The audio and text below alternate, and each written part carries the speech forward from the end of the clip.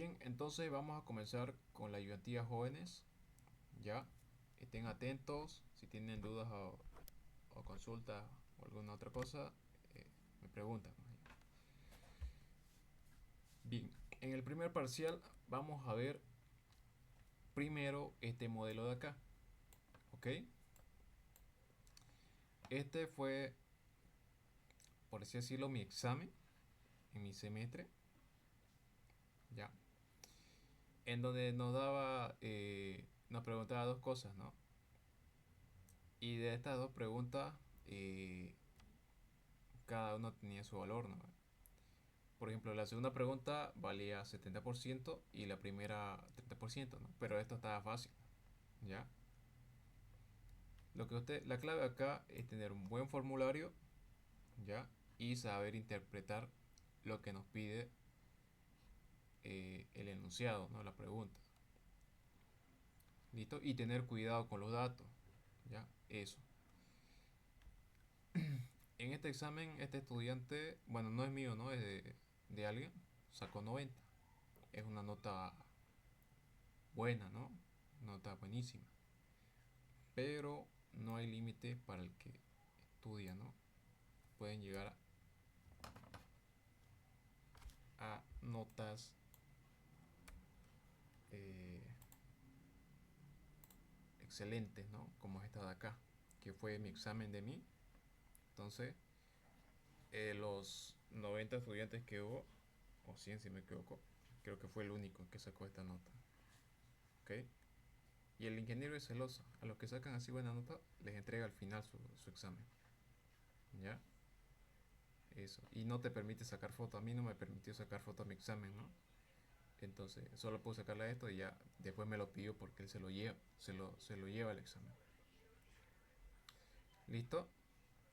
Entonces vamos a resolver este modelo y más adelante vamos a ver otro. ¿Ya?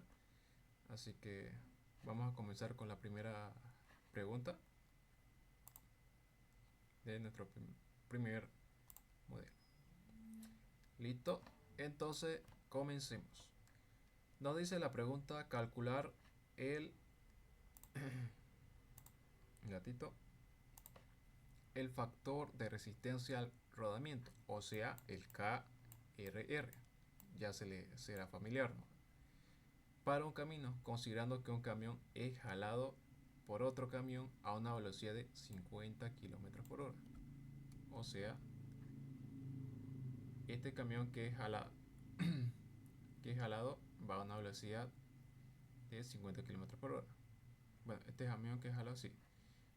Y va en una pendiente del 6%, ¿no ve? El peso del camión jalado es de 18 toneladas. ¿Listo? Y del camión que lo está jalando, ¿no? Es de 12 toneladas. Este N sub R es la potencia útil o la potencia de desempeño, ¿no? Que es de 230 caballos vapor. La potencia siempre tiene que estar en caballos vapor, ¿no? Que es en el sistema métrico. ¿Listo? Ahí tenemos un pequeño esquema, ¿no? De los datos que nos está dando el enunciado, ¿no? Entonces hay que hallar el factor de resistencia al rodamiento, ¿no? ¿Y qué es el factor de resistencia al rodamiento? Recordemos que el K sub RR es igual a el peso bruto del vehículo sobre la resistencia a la pendiente, ¿no? El RP. Entonces hay que hallar el peso bruto del vehículo, hay que hallar la resistencia a la pendiente y con esto ya hallamos este valorcito, ¿no? El coeficiente de resistencia al rodamiento. A ver, si saben teoría, ¿cuántas clases de resistencia hay que se oponen al desplazamiento de un vehículo? ¿Alguien sabe? Por si acaso fue pregunta de examen final.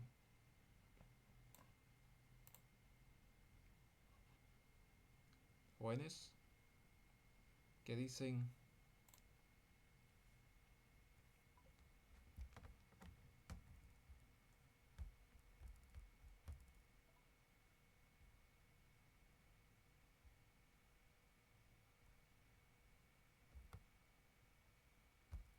¿Alguien sabe la respuesta? ¿O quieren que se la diga?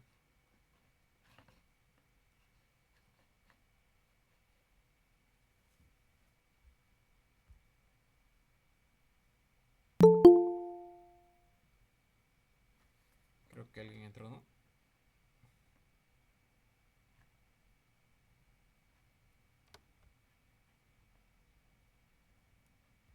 Vamos a ver. Creo que son dos, ¿no? No están yendo a clases, ¿no? Ya me estoy dando ¿Serían cuenta. dos? No, falta una. Falta una. O sea, no tenemos resistencia a la pendiente, Ajá, resistencia a la inercia también. ajá. Y falta una. Mm,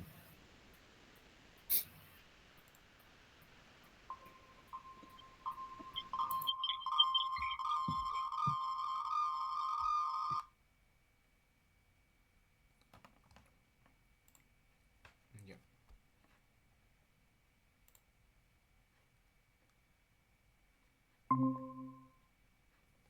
Sí, es lo que decía el compañero. Tenemos la resistencia a la pendiente, la resistencia a la inercia y la otra viene a ser la resistencia al rodamiento. ¿Ok? Un ratito.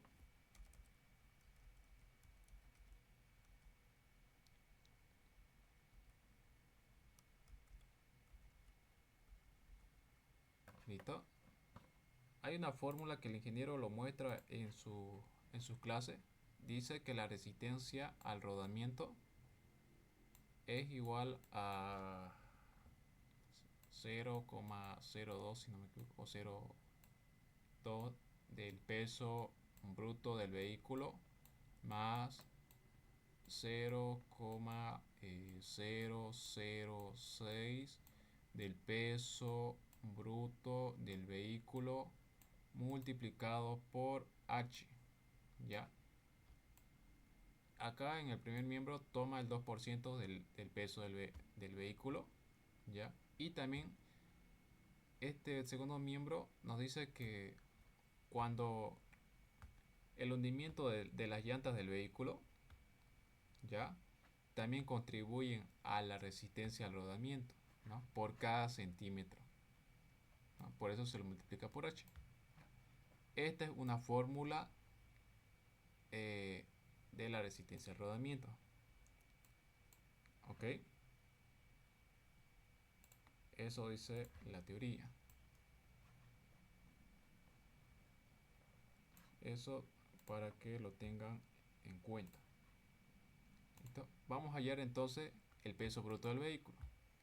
El peso bruto del vehículo sería la suma de los dos vehículos, ¿no? P1 más P2, que sería 18 más 12, nos da 30 toneladas. Luego hallamos la resistencia a la pendiente. ¿Por qué hallamos la resistencia a la pendiente? Porque lo que tenemos que hallar es el coeficiente de rodamiento, ¿no? Sabemos que es el peso bruto del vehículo sobre la resistencia a la pendiente, ¿no?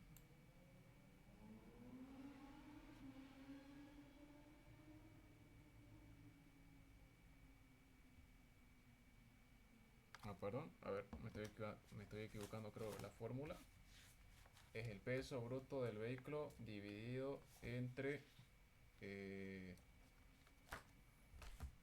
la resistencia al rodamiento, ¿no ve? A ver, vamos a chequear un ratito. Sí, la resistencia al rodamiento.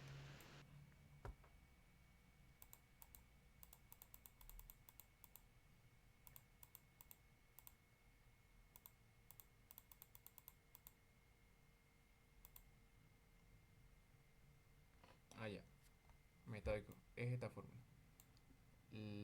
El factor de resistencia al rodamiento, el K sub RR, es igual a la resistencia al rodamiento dividido entre el peso bruto. ¿Ok? Ese detalle me estaba un poco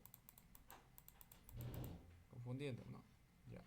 Entonces, hemos hallado la resistencia a la pendiente, que es 10 kilogramos por tonelada por el peso bruto del vehículo por la pendiente. ¿ya? Entonces acá nosotros reemplazamos el peso bruto, que son los 30 toneladas, y reemplazamos la pendiente que nos da, ¿no? Hacemos esa operación y nos da 1800 kilogramos, ¿no? Esta fórmula es aplicada, tiene más incidencia cuando el terreno es a favor, ¿no? Si fuera en bajada, entonces esta resistencia a la pendiente contribuiría, ¿no?, al movimiento. ¿Ok? Luego hallamos lo que es el reel pull o esfuerzo tractor. ¿Ok? Recuerden que el reel pull es una fuerza que se ejerce en un par de fuerzas, mejor dicho, que se ejerce eh, en el eje motriz para que este se pueda mover a una velocidad determinada, ¿no? Y es lo que hace que el vehículo se desplace, ¿no? Tiene esta fórmula. Estos de 270 metros es un coeficiente para para llevarlo al sistema métrico, ¿ya? Por eso es que acá eh, la potencia útil de desempeño se lo trabaja con caballo de vapor. Este es un factor de transmisión que es de 0,85. ¿Ok? Eso igual eh, varía 0,85 para tercera marcha y 0,80 para velocidades intermedias, ¿ya? Pero el ingeniero lo suele trabajar con 0,85, ¿ya? Entonces ustedes lo colocan eso. Y acá se lo divide entre la velocidad, ¿no?, que es de 50 km por hora. Listo, hago esa operación y hallo el ripple. ¿Para qué hallo la resistencia de la pendiente y el ripple? Hay una fórmula que me dice que el ripple es igual a la resistencia de rodamiento dividido entre eh, la resistencia de rodamiento más la resistencia de la pendiente. Yo puedo despejar la resistencia de rodamiento, que es lo que necesito, ¿no ve? Y desplazo los valores. Como ya tengo el rear pull y la resistencia de la pendiente, ¿no?, obtengo la resistencia de rodamiento, que en este caso me sale negativo. Eso quiere decir que no hay hundimiento de las llantas. ¿Ok? No hay hundimiento de la llanta al hacer contacto con la superficie. Y es más, miren, la resistencia a la pendiente es mayor. ¿Ya? La resistencia a la pendiente es una fuerza paralela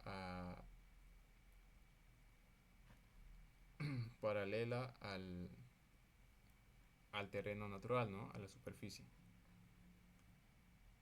O sea, este es mi vehículo, tiene su peso W, ¿no ve?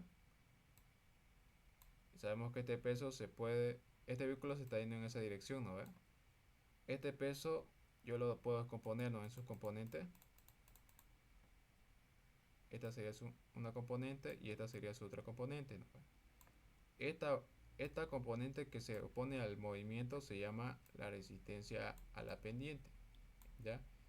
Y viéndolo acá, esta resistencia a la pendiente es mayor, ¿no?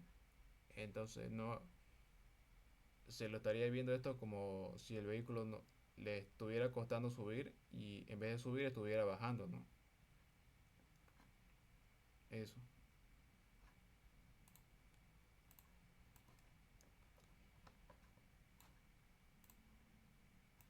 Listo. Continuamos entonces.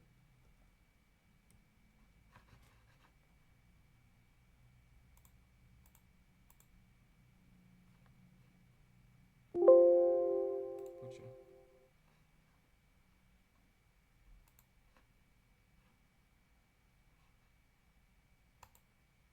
está un poco lento mi internet, pero ya.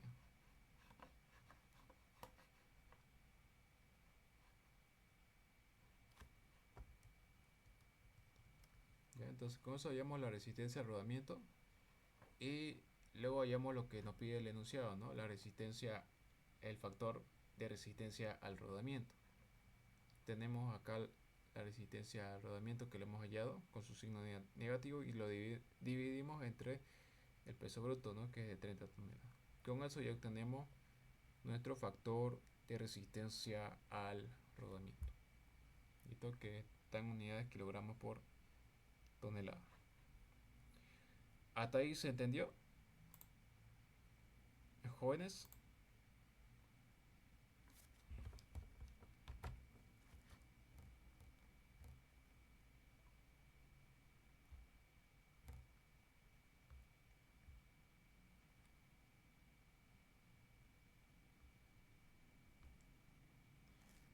Bien, vamos a continuar entonces.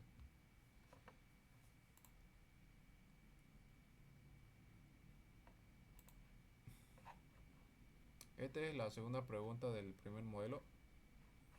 Nos dice lo siguiente. Este ya es un ejercicio de motoniveladora y oruga.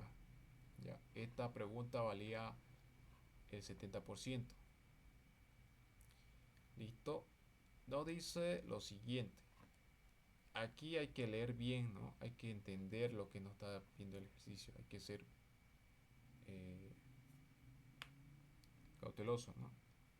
Nos dice, se tiene un tramo de 20 kilómetros de carretera, ¿no? Listo. En construcción, donde se debe realizar trabajo de excavación con la oruga y la conformación de las capas base y subbase. ¿Listo?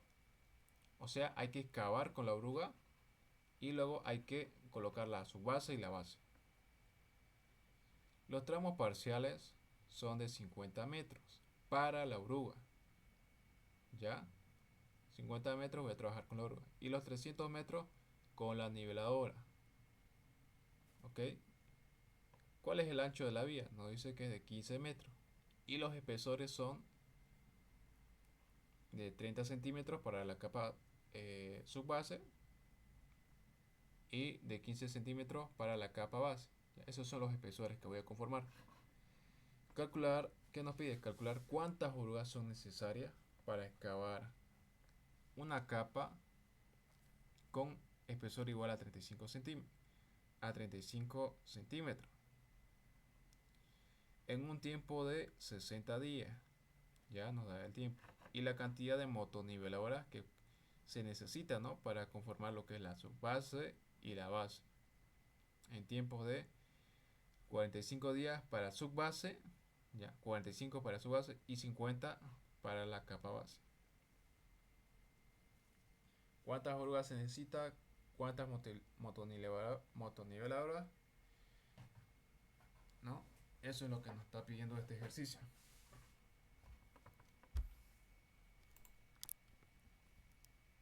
Veámoslo más a detalle. Tenemos ahí la oruga, ¿no?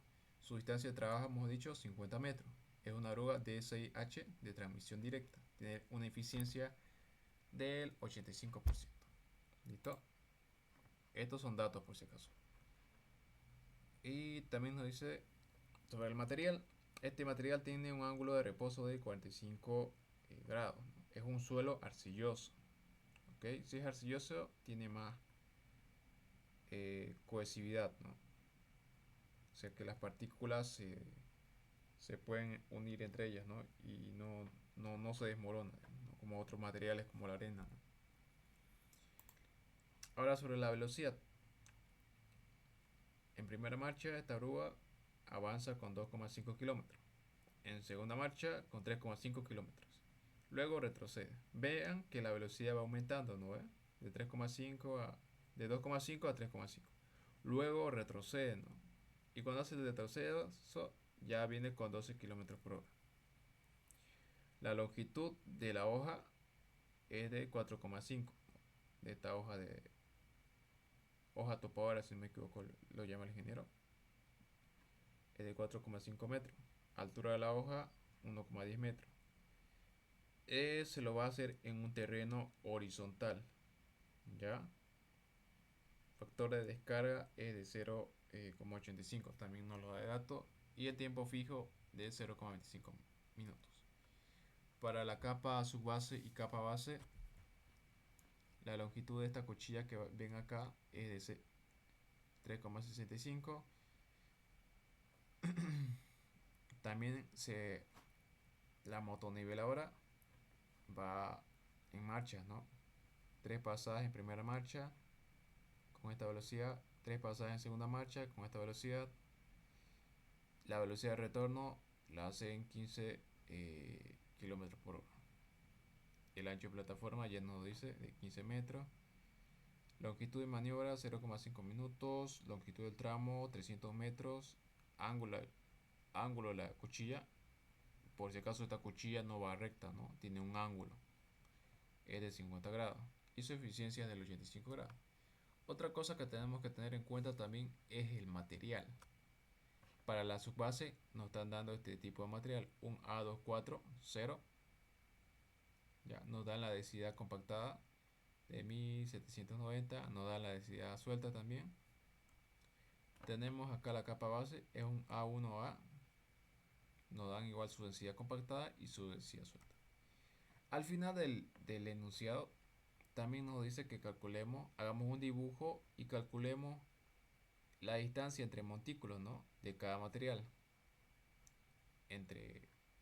para la capa base y para la capa subbase, ¿no?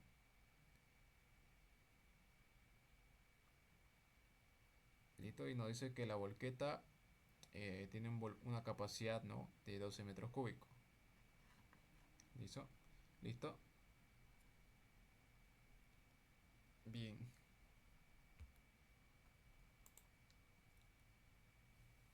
Vamos a comenzar entonces con la oruga, ¿no?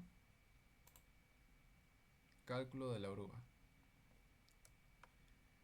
Bien, vamos a comenzar primero hallando el tiempo de ciclo. ¿Listo? Sabemos que el tiempo de ciclo es el tiempo de ida más el tiempo de vuelta más el tiempo fijo. ¿Listo? ¿Por qué se le suma un tiempo fijo? Ya porque, bueno, la motoniveladora no va a ir y volver. La oruga, mejor dicho, tiene un tiempo fijo que es el tiempo que carga y descarga el material, ¿no? Eso se le toma en cuenta, ¿no? Es el tiempo de maniobra. ¿Listo? O sea, sabemos que el tiempo es igual a la distancia sobre la velocidad, ¿no? Esta distancia sobre la velocidad de ida para el tiempo de ida más esta distancia, que es la misma de acá, sobre la velocidad, pero la velocidad de vuelta, más el tiempo fijo, que es dato. ¿Listo? Entonces lo que hacemos acá es reemplazarnos. Pero ¿qué distancia vamos a aplicar? ¿Ya? En acá la distancia que se va a ocupar en los apuntes del ingeniero dice que la oruga, bueno, acá nos dicen distancia de trabajo 50 metros, ¿no ve? Entonces nosotros deberíamos colocar acá 50 metros, pero no es así.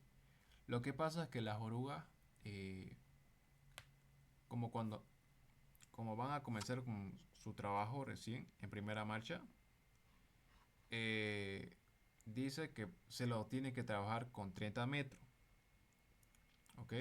Con 30 metros al principio, en primera marcha.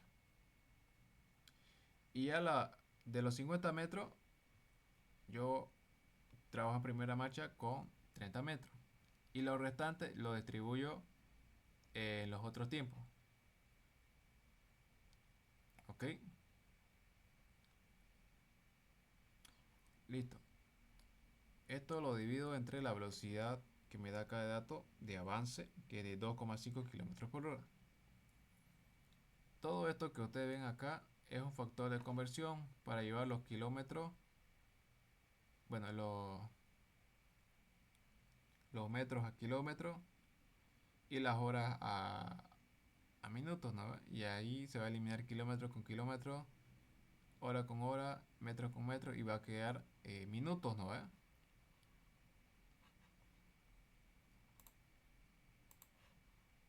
a quedar minutos. Por si acaso, todo esto, lo que está en este paréntesis, todo esto es el tiempo de ida. ¿Listo? Más hacemos otro tiempo de ida, pero ya sería la distancia que falta, ¿no? Para llegar a los 50 metros. Entonces acá ya coloco los otros 20 metros dividido entre la velocidad en segunda marcha, ¿no? En avance, que es de 3,5 kilómetros por hora. Vean que la velocidad ya va aumentando. Es porque ya el, la maquinaria, ¿no? La oruga ya ganó impulso. Entonces ya igual ya va ganando velocidad. ¿Ok? Este factor igual no es necesario que lo coloquen así. Pueden multiplicarlo todo esto por 0,06 y no hay lío. ¿Ya? No hay lío. Igual le va a ser lo mismo. ¿Listo? Eso en el tiempo de ida. Más el tiempo de vuelta. Que vendría a ser eh, la distancia de trabajo. En este caso sí tomo los 50 metros. Ya en el tiempo de vuelta. Tomo la distancia de trabajo que serían los 50 metros dividido entre la velocidad 6 en marcha, ¿no? Que me da de 12 kilómetros por hora, ¿no? En retroceso. Y lo multiplico por este factor para que esté en minutos. Y luego lo sumo más el tiempo fijo que me da de dato acá el ingeniero, que es de 0,25 minutos. Hago esa operación y me da el tiempo de ciclo, un valor de 1,56 minutos. ¿Listo?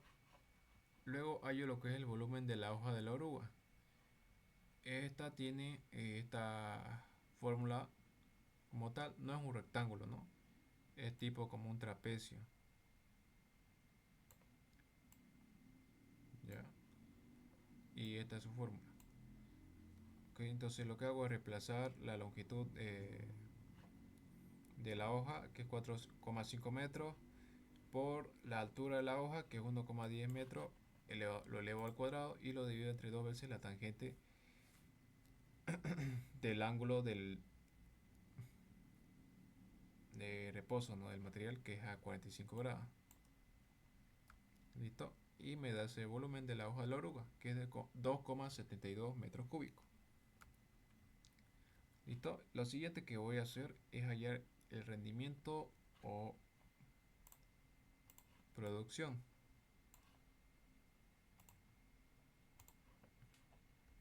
¿Listo? Recuerden que el rendimiento es la cantidad de volumen que se realiza en un determinado tiempo, o se podría decir la cantidad de horas que se realiza en un metro cúbico. Ya, tiene esos dos conceptos.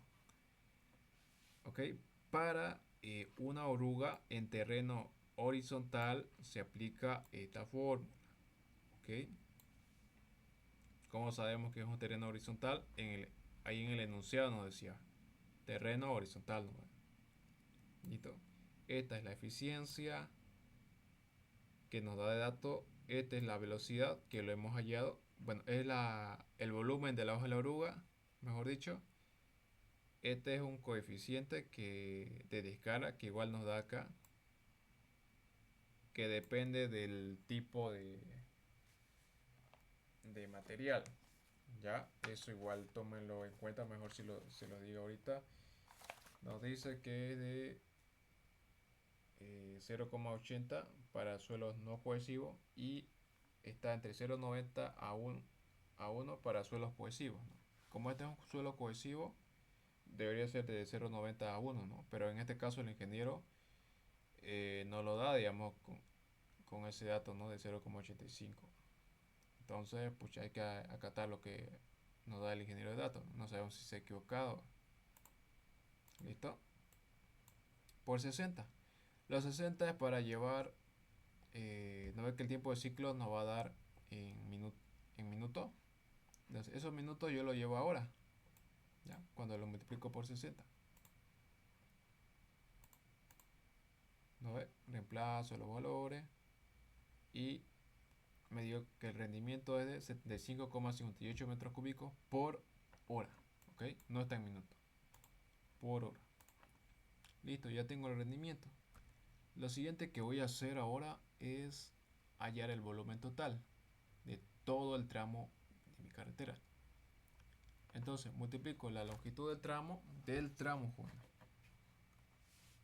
Acá me dice 20 kilómetros. Yo eso lo llevo a metros, que sería 20.000 metros. Por A, que vendría a ser el ancho de la vía. Ya, que igual nos da de dato acá. Nos dice que es de 15 metros. Ok. Por el espesor que nos da el enunciado, ¿no? El espesor al cual se debe realizar la excavación. Eso igual nos da de dato, acá miren,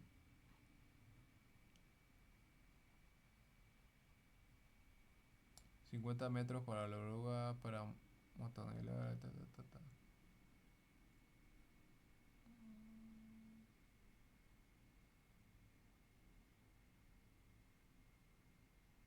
Ah, calcular cuántas orugas son necesarias para excavar una capa con un espesor igual a 35 centímetros, ¿no? Eso lo llevamos a metros, que sería 0,35 metros. Y ahí tenemos este volumen total. Hallamos el tiempo de ejecución. Acá nos dan un tiempo, ¿no? Que es de 60 días. Eso tenemos que llevarlo a horas. Sabemos que un día tiene 8 horas, ¿no? Entonces hacemos esa conversión de días a horas y nos da 480 horas. Listo. Acá lo que hay que hacer ahora es una regla de 3 simple.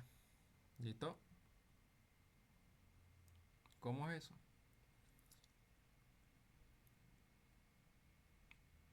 Ya. Esto tenemos que hacerlo tomando en cuenta el rendimiento. Ok. Voy a irme más atrás. Voy a irme donde el rendimiento. Voy a hacer la regla de 3 simples tomando en cuenta el rendimiento. Mira. En 75,58 metros cúbicos lo hago en una hora, ¿no? Eso, a ver,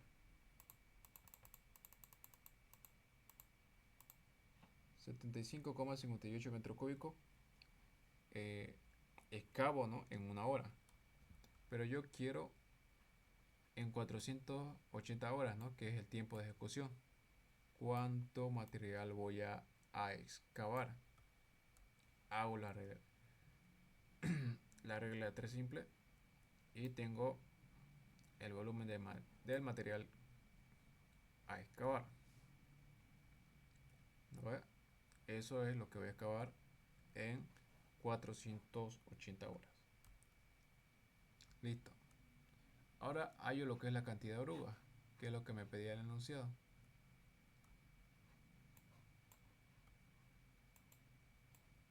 Okay, tengo que dividir el volumen total entre ese volumen que he hallado. Recuerden que el volumen total era de 10.105.000 metros cúbicos dividido entre el volumen que he hallado, ¿no? Que fue este de acá, 36.278,4.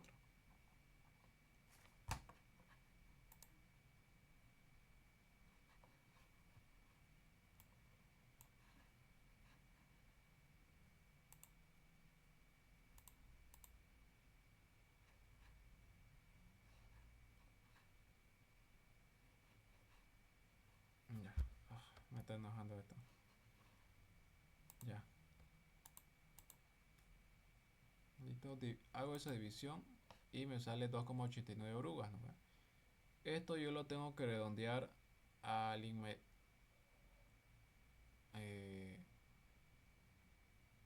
o sea, no lo puedo dejar así, ¿no? No voy a decirle que voy a necesitar 2,89 orugas, tengo que redondearlo a un número entero. Esto si el decimal es arriba de mayor o igual que 5, entonces eh, lo redondeo al inmediato superior, ¿no? Pero si es menor a 5, entonces lo dejo como está este número entero. En este caso es mayor a 5 el decimal, entonces lo dejo en 3 orugas. Eso es lo que voy a necesitar. 3 orugas.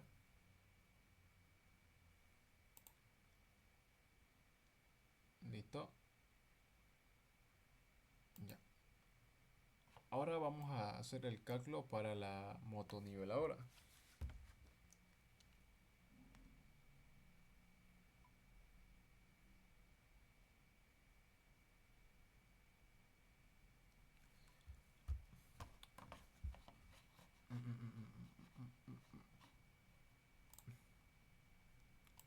Listo.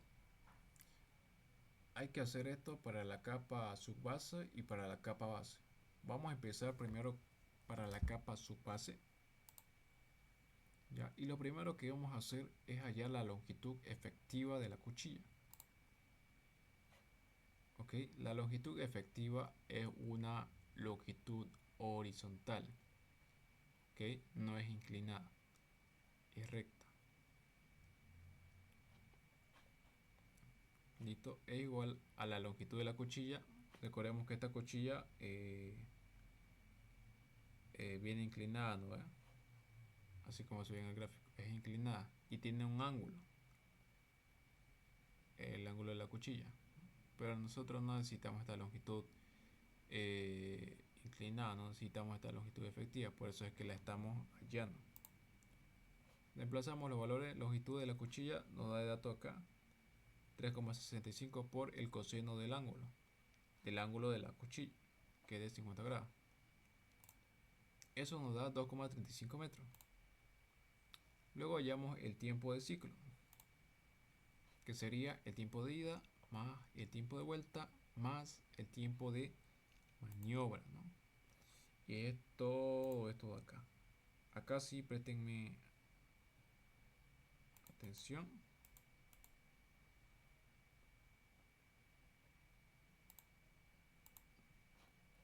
Ok, el tiempo de ida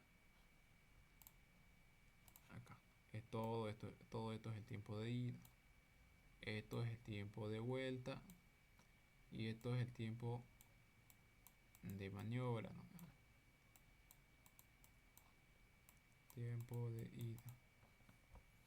Entonces, tiempo de ida, acá lo vamos a tomar en cuenta en el tiempo del ciclo, vamos a tomar el número de pasadas, ¿ya? Como esto es para el tiempo de ida, acá el dato me dice 3 pasadas para la primera marcha. Entonces coloco el número de pasadas por delante. Y acá recuerden que el tiempo es igual a la distancia sobre la velocidad, ¿no? Entonces acá la distancia de trabajo es de 300 metros, ¿no ve? ¿Dónde nos dice eso? Acá, mira, longitud de tramo de trabajo 300 metros. Y la velocidad es la velocidad que nos da en primera marcha, que es de 4 km por hora. Todo esto es una conversión para llevar de kilómetros a metros y de horas a minutos, ¿no? Más hay otro tiempo de ida, más 3 pasadas en segunda marcha, número de pasadas en segunda marcha, dividido entre la distancia de trabajo, que es de 300 metros, dividido entre la velocidad en segunda marcha, que es de 7 km por hora, ¿no? Y todo esto es un factor. Listo, todo eso engloba el tiempo de ida. El tiempo de vuelta igual tiene el número de pasadas. Acá no nos lo da de dato, pero nosotros sabemos que lo que fue los números pasadas de ida van a ser los mismos números pasadas de vuelta. ¿Ya? Entonces sumo 3 más 3, 6, ¿no? Entonces son 6 números pasadas para el retroceso, multiplicado por la distancia de trabajo, que es de 300 metros, dividido entre la velocidad de retroceso o de retorno, que me da acá igual de dato, ¿no? 15 km por hora. Y todo esto multiplicado por este coeficiente. ¿Listo? Más igual acá el número de pasadas lo multiplico por el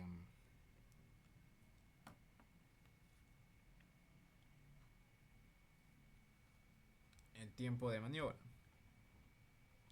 ¿ok?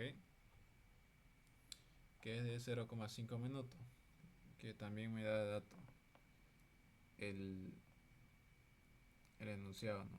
0,5 minutos por pasada. ¿Cuántas pasadas tenemos? Tenemos 6, ¿no? Eso se coloca acá. Listo. Hacemos toda esa operación y nos da 31,41 minutos. Luego hallamos el rendimiento de la motoniveladora. Ok, viene a ser toda esta fórmula. Esta es la eficiencia, distancia de trabajo, espesor, pero de la capa base. Ya, esto cambia. Si voy a trabajar con la capa base, entonces es el espesor de la base. ¿Listo? Entre paréntesis tenemos la longitud efectiva, que lo hemos hallado, menos L sub 0, que es la longitud de traslape. Ya. Acá tengo un pequeño esquema. Este es el ancho de mi vía, que es de 15 metros, ¿no ve? Entonces, acá la motoniveladora trabaja por faja.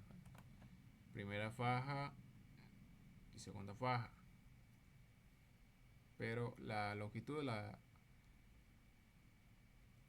la cuchilla de la motoniveladora no es pues 15 metros, ¿no ve? Acá me dice longitud de ¿no está? De la cuchilla es 3,5 metros. 3,65 metros. Eso cubre la primera faja. Cuando ya vaya en retroceso, voy a hacer ya la segunda faja. Pero si entre faja y faja hay una longitud de traslape, ¿ya? Que ahí el ingeniero no nos da de dato acá, pero nosotros ya debemos asumir eso. Eso el ingeniero nos da, si no me equivoco, 60 centímetros.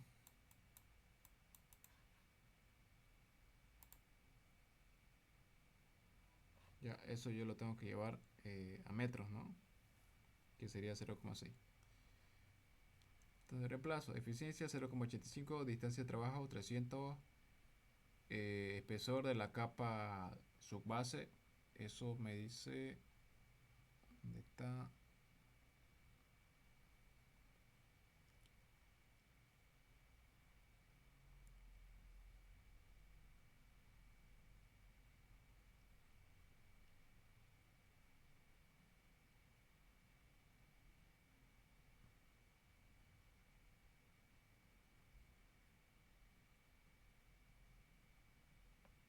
Acá está, 30 centímetros para la capa base, ok, y esto lo llevo a metros, ¿no?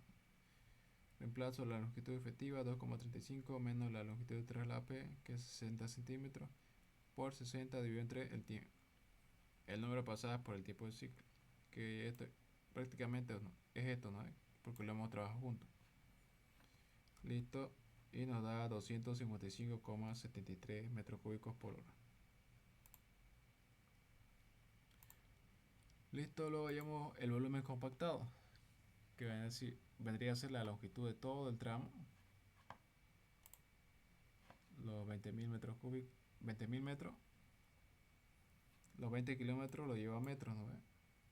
Que serían 20.000 metros por el ancho de la vía, que serían 15 metros, por el espesor de la capa subbase, que sería 0,30 metros.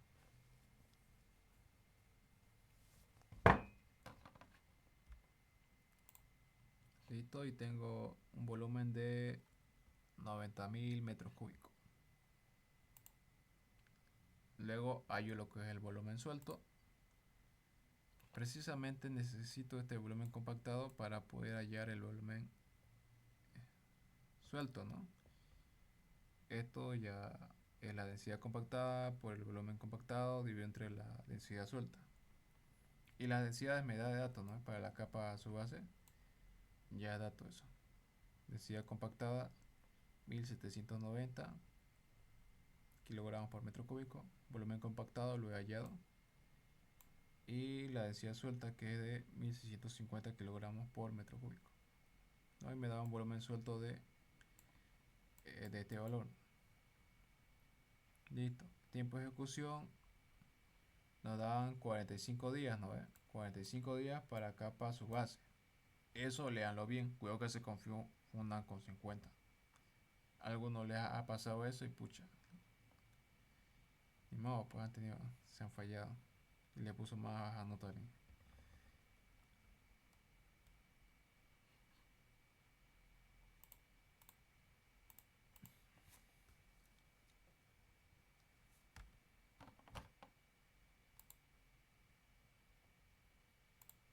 Listo, entonces llevo esos 45 días a horas, ¿no? Un día tiene 8 horas. Sería entonces mi tiempo de ejecución de 360 horas.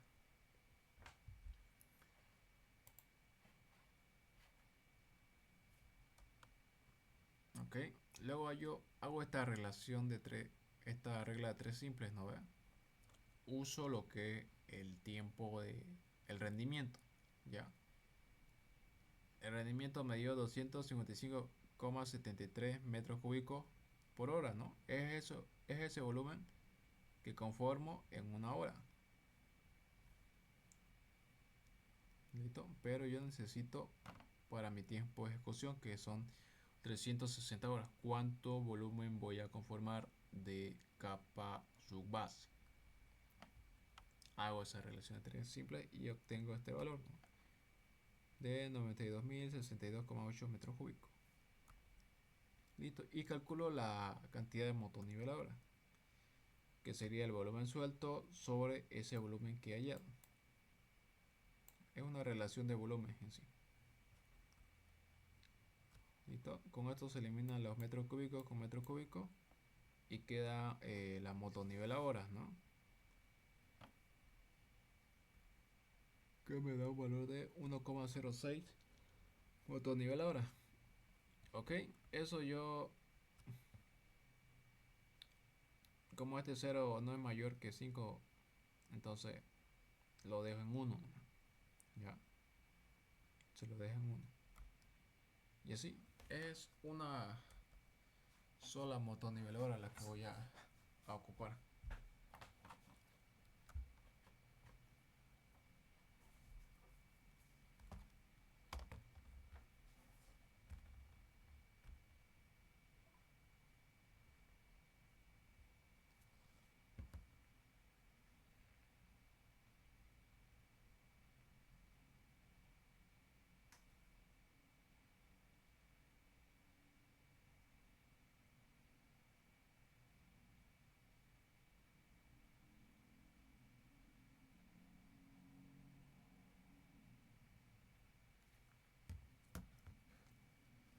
Listo, un ratito me distraje.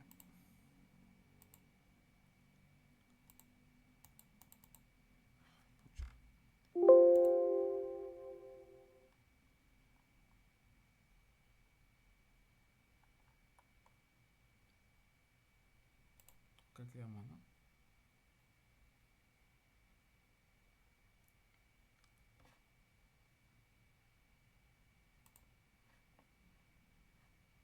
Y así, jóvenes, así es como hallo el número de motoniveladoras para conformar la capa subbase. También el enunciado, el ejercicio, ¿no? Me pedía hallar pucha, el número de volqueta, ¿no ve? ¿Cómo hallo el número de volqueta? El volumen suelto dividido entre la capacidad de una volqueta, que nos dice acá el enunciado que la capacidad es de 12 metros cúbicos, ¿no? Lo divido entre 12 metros cúbicos y obtengo el número de volqueta. Me da acá 8136,36, ¿no? Este 6 lo grandía al 3, queda en 4, ¿no? Pero el 4 no es mayor que 5, entonces lo dejo en 8136 volquetas. Listo. Y la distancia entre montículos tiene esta fórmula. La longitud del tramo, que son los 20 kilómetros o los 20.000 metros, ¿no? Entre el número de volquetas, que es 8136. Eso nos da un valor de 2,46 metros, ¿no? Entonces las volquetas tienen que venir en el tramo de la carretera y dejar ese montículo cada 2,46. o cada 2,5 metros. Ok, y esa es la distancia entre montículo y montículo. Y luego de ahí ya pasa la motoniveladora y va conformando, ¿no? la capa a su base. ¿Listo? ¿Hasta ahí se entendió?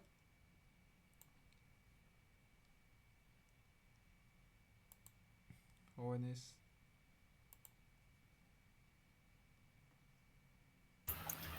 Hay una pregunta, oh, sí, Sí, dime nomás. este,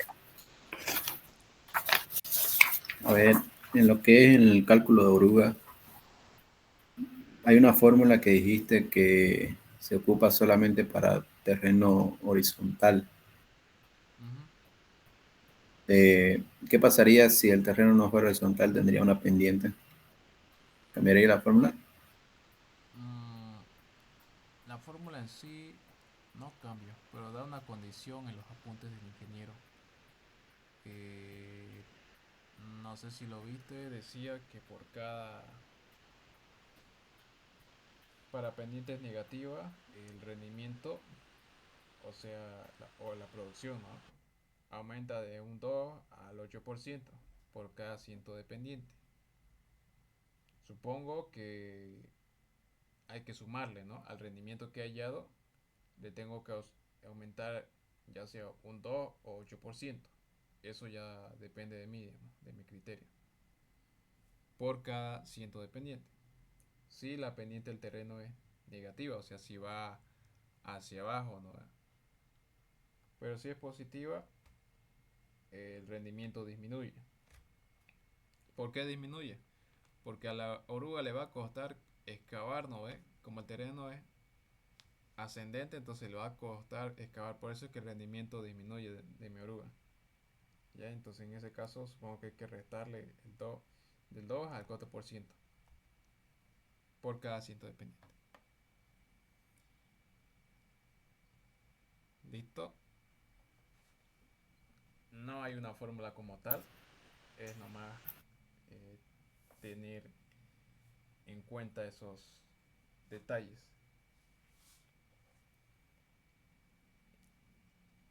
¿Ok? Listo. Sí, sí. Y en el caso de la motoniveladora, en el rendimiento, ¿cómo dijiste? ¿Se trabaja solamente con la capa subbase? En, en la motoniveladora, el ejercicio te dice que se va a hacer la conformación de la capa subbase y de la capa base. Ahorita solo hemos hecho para la capa subbase. Falta todavía para la capa base, que es esta de acá. Hay que hallar cuántas motoniveladoras vamos a utilizar, cuántas volquetas y cuál va a ser la distancia entre montículos. Eso. Ah, ya, ya. Todavía no hemos acabado. Solo les Ya, pregunté ya. si estaban siguiéndome, ¿no? Sí, sí, sí. ¿Listo? Entonces este es para la capa base. Ya no hacemos el cálculo de la longitud efectiva, tampoco el tiempo de ciclo, porque van a hacer lo mismo. Ya van a perder tiempo. Sí. ¿Ok? Lo que sí le van a hacer es el cálculo de rendimiento para la motoniveladora, pero en este caso, acá en la fórmula, van a cambiar el espesor por el espesor de la capa base, ¿no? Que acá me dice el ejercicio que es de... Pucha.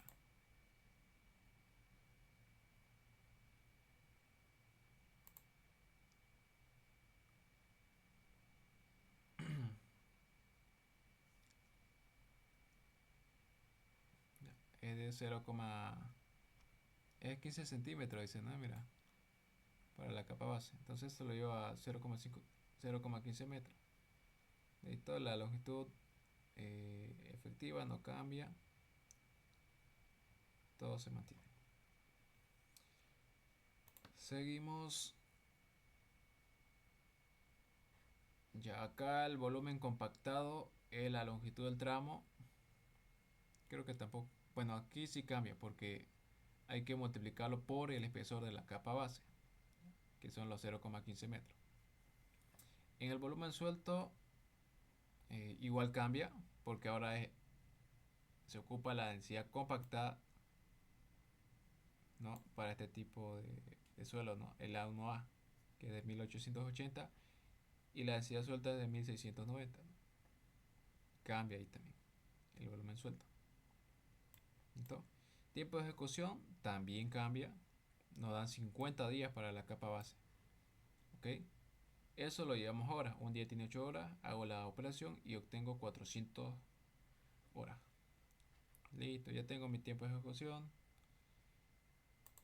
Ahora me voy a calcular el, el volumen que voy a conformar en ese tiempo de ejecución, ¿no? Acá me ayudo con el rendimiento. El rendimiento yo dije que 127,87 metros cúbicos lo hago en una hora. A ver, eso conformo en una hora. Pero en 400 horas, ¿cuánto volumen voy a conformar, no? ¿Cuánto volumen de capa base? Hago la regla de 3 siempre y obtengo este valor. ¿Listo? Y por último, ya llegando a la recta final, la cantidad de motoniveladora, que sería dividir el volumen suelto entre el volumen este que he hallado en la regla de 3 simple. Me da 0,98 motoniveladora.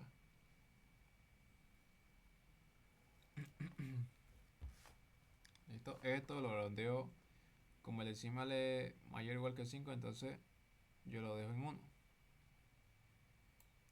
¿Okay? Necesito una motoniveladora para conformar la capa base, ¿no? Eso debido a que el espesor es más pequeño, ¿no? Es la mitad del espesor de la capa base, ¿no? Por eso es que se necesita poca motoniveladora. ¿Listo? Y ahí termina el examen. Hay que ser rápidos, jóvenes. Rápidos con los cálculos. Y no hay que equivocarse. Yo por eso acá, mira, en el examen lo subrayaba los valores. Esto es para la capa base, ¿sí? Porque había algunos que el tiempo de ejecución, estos 50 días lo trabajaban, digamos, para la capa su base, digamos. No sé, se ponían nerviosos, ¿qué pasará? Y por eso no sacaron buenas notas. Sacaron 90, 80, pero eso es lo que pasa, ¿no?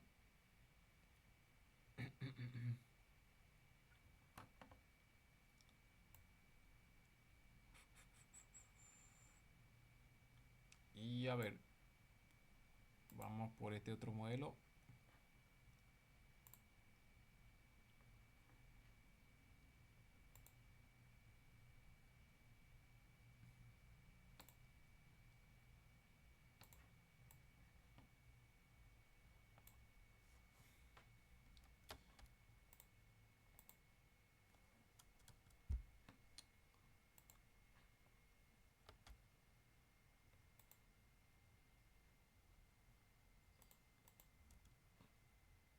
Escucha esto.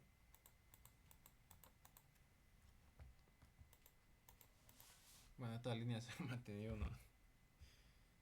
Ya después lo voy a eliminar cuando ya lo tenga listo.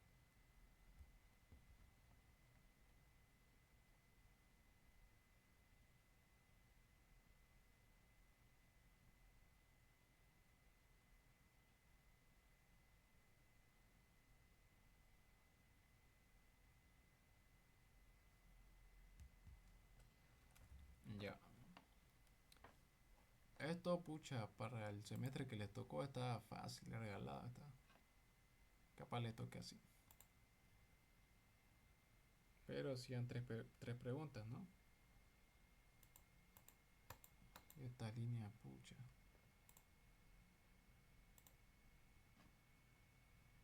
A ver, voy a darle acá en F5.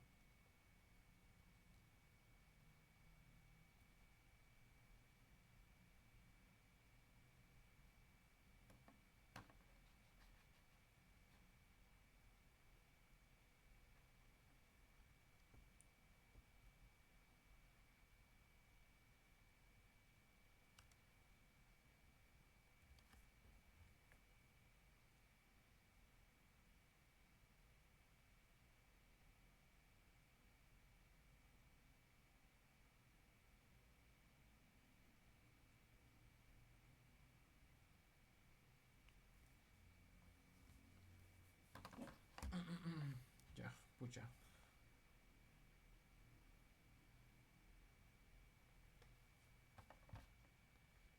Ya nos dice calcular la pendiente máxima que puede subir un camión a una velocidad de 60 km por hora con un peso propio de 7000 kilogramos. ¿Listo? Y que tiene una potencia de 120 kilómetros. Eso por un lado. Por el otro lado, dice que, bueno, también nos da de dato el coeficiente de rodamiento, ¿no? El factor de rodamiento. Y bueno, por otro lado nos pide hallar lo que es la velocidad máxima, ¿no? Que puede subir si lleva una carga de 4000 adicionales.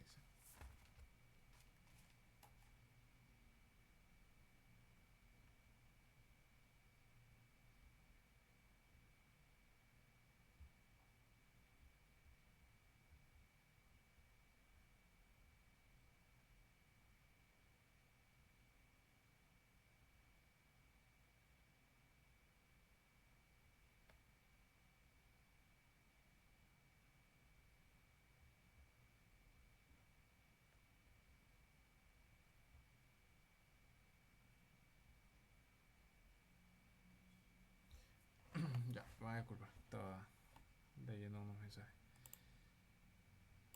Ok, tenemos ahí un camión, hay que hallarle la pendiente máxima y hay que hallar la velocidad máxima si va a llevar una carga de 4000. Entonces, ¿qué vamos a hacer? Primero hallamos la resistencia al rodamiento. Ok,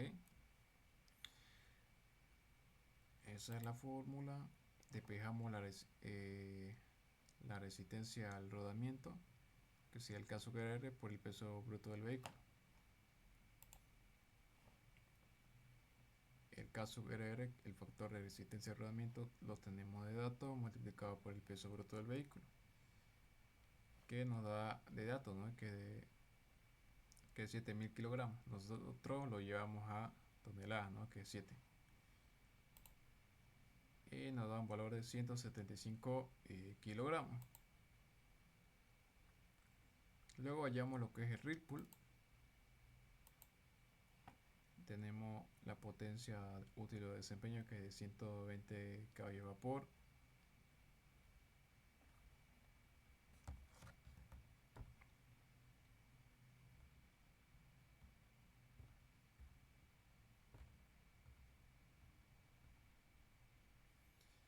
Listo. El N sub M es un, si mal no recuerdo, es un factor de transmisión, si no me equivoco. Todo de decir el ingeniero. Me corrigen si me estoy equivocando. A ver, ahorita lo busco. Ajá, es un factor de transmisión que puede valer entre 0,85 cuando va en tercera marcha y 0,80 para velocidades intermedias. Pero el ingeniero siempre suele ocupar 0,85, salvo que le diga otra cosa en el enunciado. Y lo dividen entre la velocidad, ¿no? De 60 km por hora. Eso sería el valor del Whirlpool.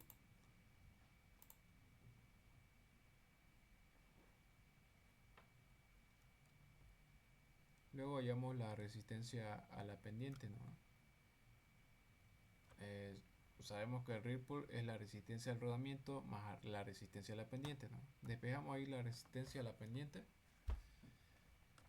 reemplazamos los valores y tenemos el valor de la resistencia a la pendiente, ¿no? Que es de 284 kilogramos. Listo, teniendo eso en cuenta, hallamos la resistencia, la pendiente máxima, con la otra fórmula de la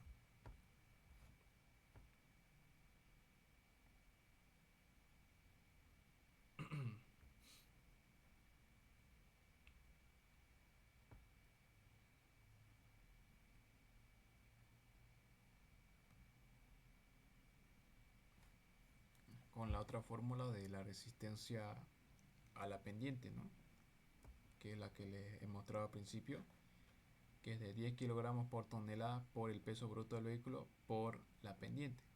De acá despejamos la pendiente ¿no ve? Y sería la resistencia a la pendiente, que es lo que hemos llevado, dividido entre 10 kilogramos por tonelada por el peso bruto del vehículo, que en este caso son 7 toneladas, ¿no? O 7000 kilogramos. Y ahí nos dio la pendiente máxima del 4,06%. Listo, con eso ya respondimos lo que nos pedía, ¿no? La primera pregunta, pero todavía falta la velocidad máxima, ¿no? Si nosotros le añadimos a esto 4000 kilogramos adicionales, ¿no? Entonces, para un estado 2, ya que es cuando se le añade, a ver, vamos a ver quién es.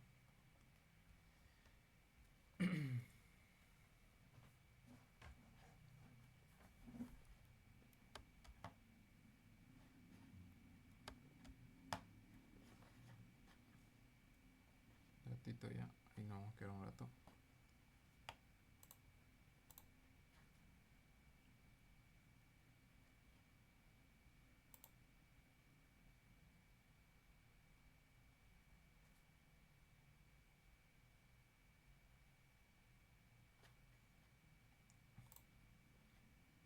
Ya, ¿dónde estábamos?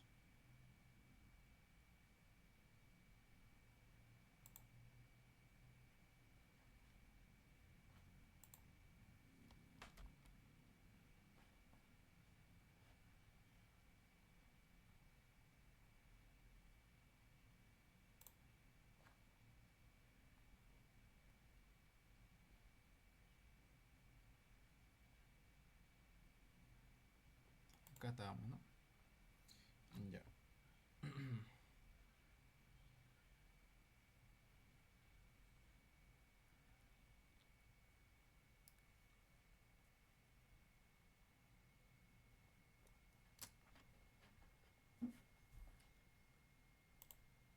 Ya continuando, el enunciado nos dice calcular la velocidad máxima, ¿no? Si a este vehículo le añado 4000 kilogramos. Entonces, voy a volver a hallar la resistencia al rodamiento tomando en cuenta eso, ¿no? Para un estado 2. Entonces, despejo otra vez la resistencia al rodamiento, sería el coeficiente de resistencia al rodamiento que me da de dato, ¿no? Que 25 kilogramos por tonelada por el peso bruto del vehículo. En este caso, el peso bruto del vehículo ya no serían los 7000 kilogramos, ¿no? Serían los 7000 kilogramos más los 4000 kilogramos. Eso nos da 11000 kilogramos. Pero acá nosotros tenemos que llevarlo a toneladas, ¿no? El peso bruto del vehículo es igual a los 7000 kilogramos más los 4000 que me dice el enunciado, que son los adicionales. Kilogramos. Eso me da 11000 kilogramos, ¿no? Pero en toneladas sería 11. Bueno, en toneladas sería 11 toneladas. ¿Listo? Con eso hallo la resistencia de rodamiento, que es de 275 kilogramos, ¿no?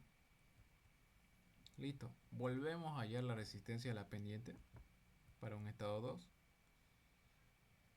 Acá igual cambia, miren, el peso bruto del vehículo es 11 toneladas igual. Ya no es 7. Y la pendiente igual cambia, porque estamos trabajando con con la pendiente máxima, ¿no? Con la que hemos hallado atrás, que es de 4,06. Listo, ya con eso hallamos la resistencia a la pendiente para un estado 2. Y también hallamos lo que es el ripple. Ya, pero ya no vamos a ocupar la otra fórmula del ripple, ¿no? De 270 por la potencia. Vamos a ocupar esta condición, ¿no? Sabemos que el ripple también es igual a la resistencia al rodamiento más la resistencia a la pendiente. Ya tenemos resistencia al rodamiento, ya tenemos resistencia a la pendiente. Hacemos la suma y obtenemos el ripple, ¿no ve? Que nos da de 271,6 kilogramos. Listo. ¿Todo esto para qué? Para hallar la velocidad máxima. Sabemos, ¿no ve? Esta es la otra fórmula del Ripple, ¿no ve? La que les he mostrado. 270 por la potencia útil o desempeño por el factor de transmisión dividido entre la velocidad. Y acá lo que hago es despejar la velocidad. ¿Ok? Y reemplazo ahí la potencia útil que nos da de 120, ¿no? El factor de transmisión que es de 0,85, que el ingeniero ese valor siempre adopta, dividido entre el Ripple, que es lo que he dado anteriormente, ¿no? Que es de 271,6 kilogramos. Con eso hallo la velocidad máxima. ¿Listo? Con eso respondo a la primera pregunta de mi modelo. La segunda pregunta, esto es lo que ya expliqué al principio de la ayudantía del auto que jala al otro vehículo, ¿no? Es lo mismo. Entonces, pucha, no vale la pena repetirlo otra vez. Listo, es cortito igual. El otro sí. El otro es más corto. La pregunta 3. Esta. Nos dice calcular el Ripple necesario para circular a una velocidad de 40 kilómetros por hora en un tiempo, en un camino con un coeficiente, un factor de resistencia al rodamiento de 35 kilogramos por tonelada con factor de tracción de 0,70. Ok. El peso del eje motriz 85% del peso bruto del vehículo. Ok. Y el valor del peso bruto es de 5 toneladas. Y la potencia del camión es de 120 HP. Hagamos un esquema entonces. Tenemos la velocidad del camión. Es de 40 km por hora. El caso RR 35 kilogramos por tonelada. El factor de tracción que es de 0,70. Ese peso M es el peso de adherencia o el peso de eje motriz, que es 85% del peso bruto del vehículo. ¿Ok? Y el peso bruto del vehículo es de 5 toneladas. Entonces 0,85 por 5 nos da 4,25 sería el peso bruto, el peso del eje motriz, ¿no? Y el N sub 0 o el N sub O como lo vean es la potencia útil o la potencia de desempeño. ¿Okay? Nos da en HP, nosotros tenemos que llevarlo en caballo de vapor. Sabemos que un HP es igual a 1,014 caballo de vapor. Ok, hacemos esta conversión y nos da un valor de 121,68 caballos de vapor. Y toda la potencia. Ahí tenemos un pequeño esquema. Como les decía, el reel pull es una fuerza que mueve el eje motriz de la rueda de mi vehículo y hace que éste entre en movimiento a una velocidad determinada. ¿Ya? El reel pull lo sitúa, uno va en el centro de la rueda y el otro va entre el neumático y la superficie en contacto, ¿no? Son, son un par de fuerzas, ¿sí? Son fuerzas del mismo tamaño, pero opuestas, ¿no? En sentido contrario. Y la distancia entre fuerza y fuerza es el radio de la rueda, ¿ok? Esa es una reacción tangencial. Bueno, sí, reacción tangencial lo dice. Y F sub A es la fuerza de adherencia, ¿ok? Ese P es el peso del vehículo en una rueda. C sub R es la... Ahí no me acuerdo cómo se llama. el configurado motriz, si no me equivoco. A ver, déjenmelo buscarlo. El conjugado motriz. Ok. Ese conjugado motriz es representa a este par de fuerzas ya. Al ripple. ¿Ya? Eso. Pero nosotros nos piden calcular cuál es el ripple necesario para circular a una velocidad de 40 km por hora. Hallamos primero la reacción tangencial o llámese la fuerza de adherencia. Sabemos que la fuerza de adherencia es igual a F por el peso del eje motriz. F es el factor de tracción ya, que nos da de dato acá que es de 0,70. El peso del eje motriz ya lo hemos hallado, ¿no? 4,25. Nos da un valor de 2,975 toneladas. Eso lo llevamos a kilogramos, que serían 2.965 kilogramos. Hallamos el esfuerzo tractor o el ripple con esta fórmula. ¿Tenemos la potencia? Sí, tenemos la potencia, que es de 121,68 caballos de vapor. Tenemos el factor de transmisión. Sí, es un valor que adoptamos nosotros, que es de 0,85, ¿no? Y lo dividimos entre esa velocidad, ¿no? De 40 km por hora, que es lo que nos pide el ejercicio, ¿no?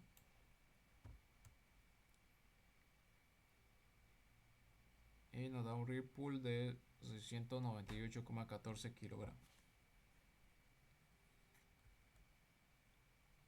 Ahora, hay que tener en cuenta esta es teoría.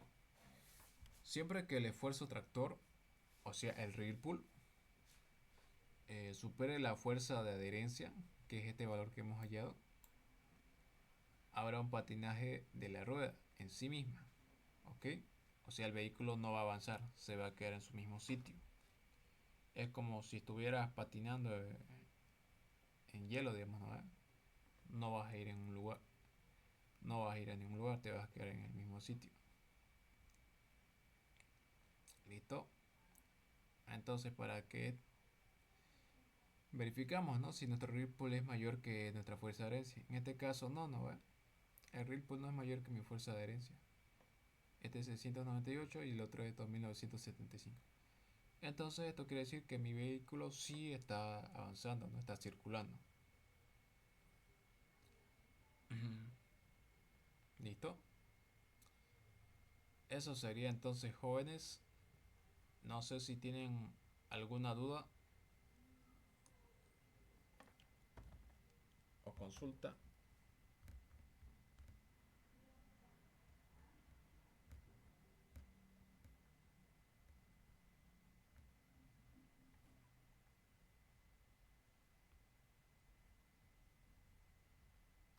O todo claro.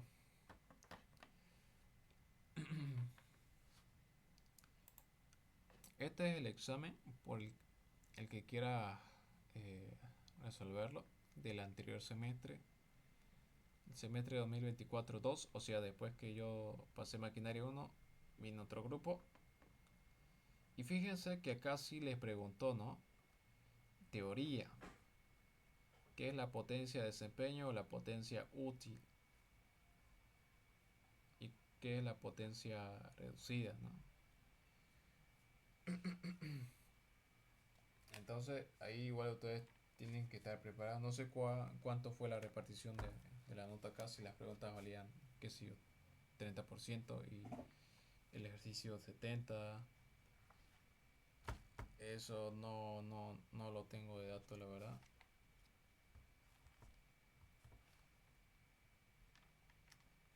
Pero esto sí, a los que tuvieron el anterior semestre les expliqué. Por ejemplo, qué era el ripple. ¿No ve? Esos datos sí lo sabía. Único la potencia de desempeño, eso sí no les puedo explicar bien. Ya. No pensé la verdad que le iba a preguntar teoría a ellos, pero escucha, pues hay que estar preparado para todo. A ver Entonces el ingeniero ya se da cuenta, digamos, que son los mismos ejercicios, que se trata de cambiarle alguna que otra cosa, ¿no? Entonces ahí ustedes tienen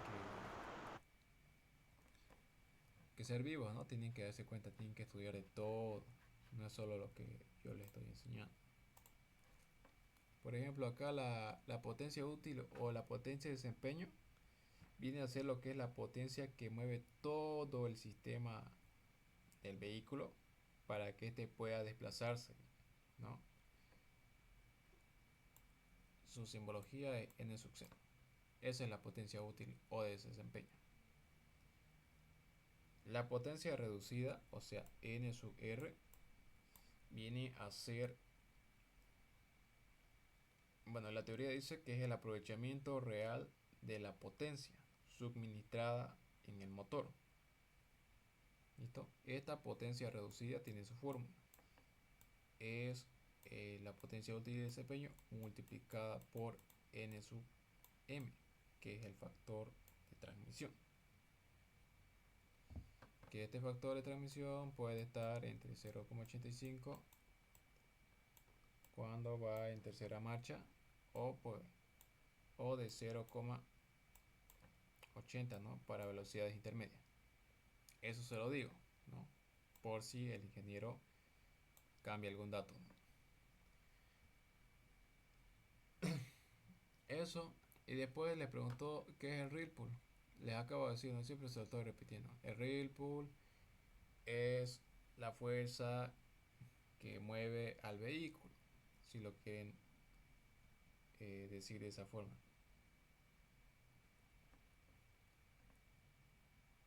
¿Listo? Y ya esto es prácticamente lo que les he estado enseñando, solo que cambia algunas cositas. No me daba el tiempo de hacerlo, la verdad.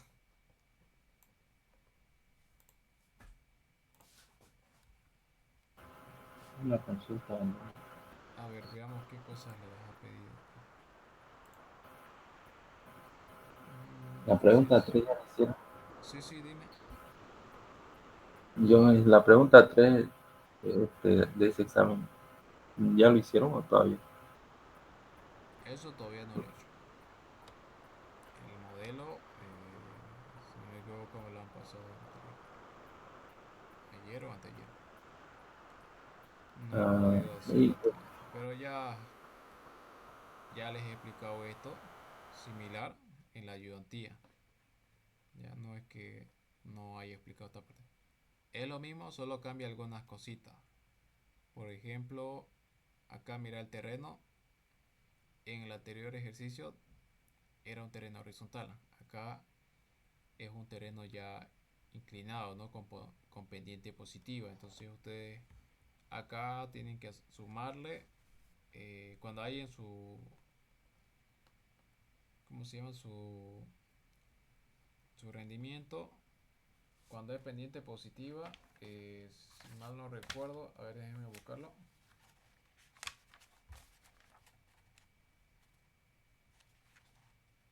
Esto en el caso de las orugas, ¿no? Sí, cuando es pendiente positiva, eh, se le debe, se reduce lo que es eh, el rendimiento, porque pucha, a la oruga, imagínate, le cuesta que tiene que excavar la oruga, tiene que subir todavía una pendiente del 2%, entonces le va a costar, entonces su rendimiento baja, ¿no ves? No sé si te das cuenta. Entonces ahí la teoría dice que hay que restarle entre el 0, a ver, déjame buscarlo ahorita.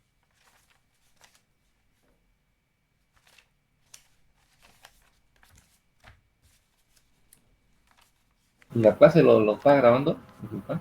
Sí, sí, sí, lo estoy grabando, tranquilo. Sí, sí, sí. Ah, El rendimiento disminuye entre un 2 al 4%. ¿Listo? Por cada ciento dependiente.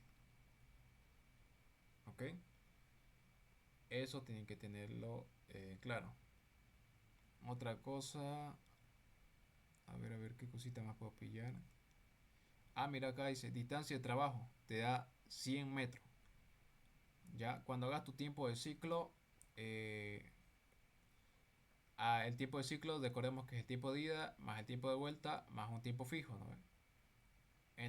Entonces, el tiempo de ida se parte en dos tipos de... A ver, lo voy a escribir acá. El tiempo de ciclo es igual, bueno, por si acaso es mayúscula, ¿no? Es igual al tiempo de ida más el tiempo de vuelta más un tiempo fijo, ¿no ve? ¿En qué afecta acá la distancia de trabajo? En el tiempo de ida. Sucede que las orugas, bueno, primero definamos qué es el tiempo, ¿no? El tiempo es igual a la distancia sobre la velocidad, ¿no ve? Ahora, este tiempo de ida se va a dividir en dos tiempos, ¿ya? Tenemos acá distancia sobre tiempo, ¿no? Distancia sobre tiempo. Esta distancia que vamos a ocupar acá primero, la teoría nos dice que los primeros 30 metros eh, se debe empezar primero con 30 metros. La oruga tiene que empezar a excavar primero con 30 metros. Ya debido a que a la oruga le cuesta empezar, ¿no ve? Le cuesta empezar. Entonces en primera marcha, eso ocupo los 3,5 acá en el tiempo. Bueno, acá es velocidad, ¿no? Perdón. Distancia sobre velocidad. Acá en velocidad coloco 3,5 kilogramos sobre hora, ¿no? Y acá en distancia ocupo de los 100, ocupo 30 metros, ¿ya? Y a los restantes, los 70, los distribuyo acá, 70 metros. Y acá en velocidad ocupo la otra velocidad en marcha que me dan, mira, que es de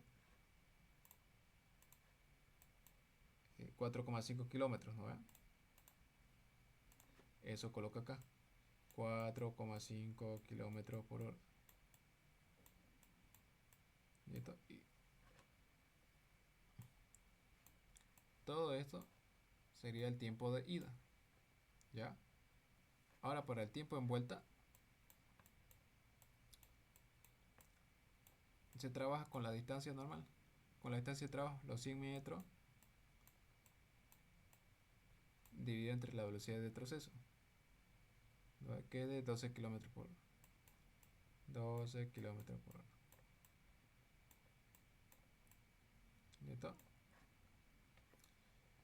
Y así, y el tiempo fijo igual. Acá, tiempo fijo. ¿Dónde está?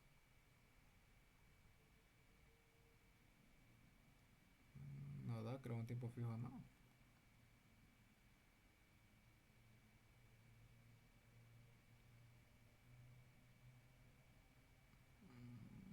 Sí, no le da un tiempo fijo. Ya, como no le da un tiempo fijo, entonces ustedes tienen que saber que el tiempo fijo para una oruga está entre 0,15 y 0,25 minutos. El ingeniero suele usar 0,25 minutos. ¿Ya? Así que no se asombren si no les coloca eso de datos. ¿Listo? Entonces suman el tiempo de ida más el tiempo de vuelta más el tiempo fijo. Obviamente esto hay que multiplicarlo por 0,06, ¿no ve? Para convertirlo en minuto. Acá igual por 0,06. Acá igual por 0,06. ¿Listo? Así. Después la motoniveladora. Sí. La motoniveladora normal como les he explicado. No cambia nada. ¿Listo? ¿Quedó claro esa parte? A ver si luego el ejercicio a mano se lo paso. Es que tengo que estudiar otras materias igual. Tengo examen la otra semana, Juan, igual.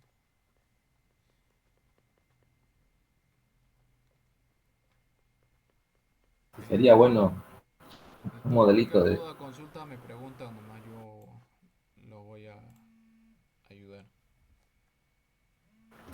¿Lo vas a resolver? Yo. Si me da tiempo. Así paso a paso. O sea, como les digo, es lo mismo que le explicó, solo cambia acá en la oruga. Solo cambia en la oruga ese detalle. Después, lo demás es el mismo procedimiento. Acá está, mira. Acá hemos hecho para. Ya te voy a mostrar el modelo mejor.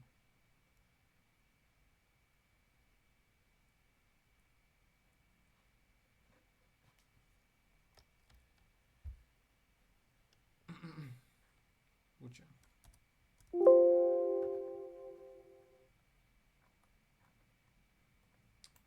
Ay, ¿qué se hizo esto?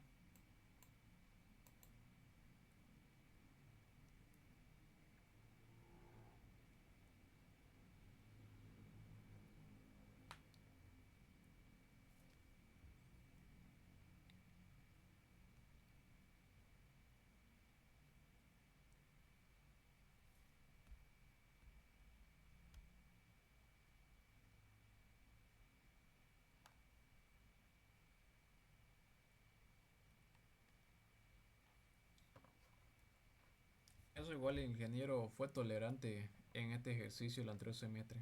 Hubo que varios tuvieron falencias ahí y no fue como en mi semestre, digamos. Tenías una falla y todo el ejercicio estaba mal. Entonces, hasta donde hagas bien en tu procedimiento te hace valer eso el ingeniero.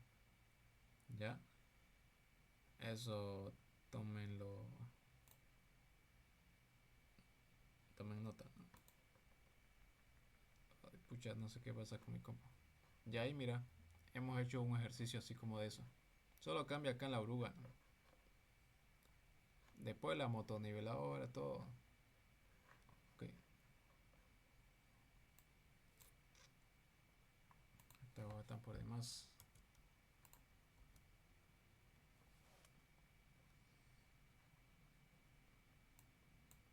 Pucha.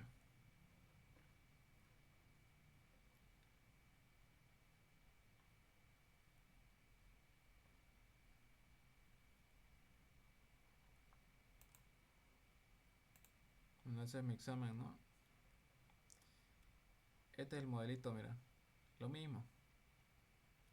Solo que acá, eh, acá en la oruga, no dice terreno horizontal, ¿no? No nos dice como el otro modelo que decía terreno inclinado. ¿Ya? Cuando es terreno horizontal, se mantiene la fórmula acá, en la de rendimiento. Pero cuando es inclinado ya cambia. Hay que restarle o sumarle dependiendo a cómo está el terreno, si es positivo o si es negativo. ¿Ya? Le voy a pasar a ver esa nota ahí al grupo de qué es lo que se hace en esos casos. ¿Ya? Después lo que es Cuando es positivo, eso.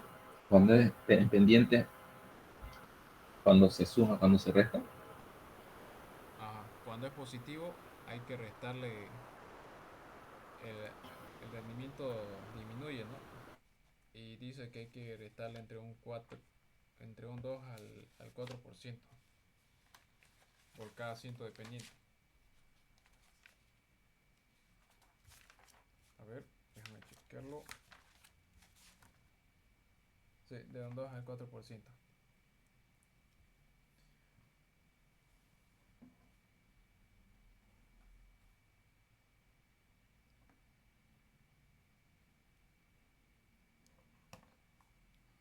Listo.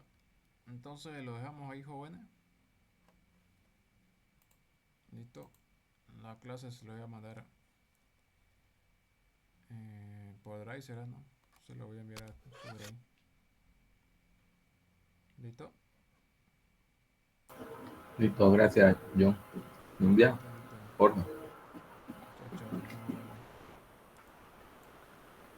Chao, chao.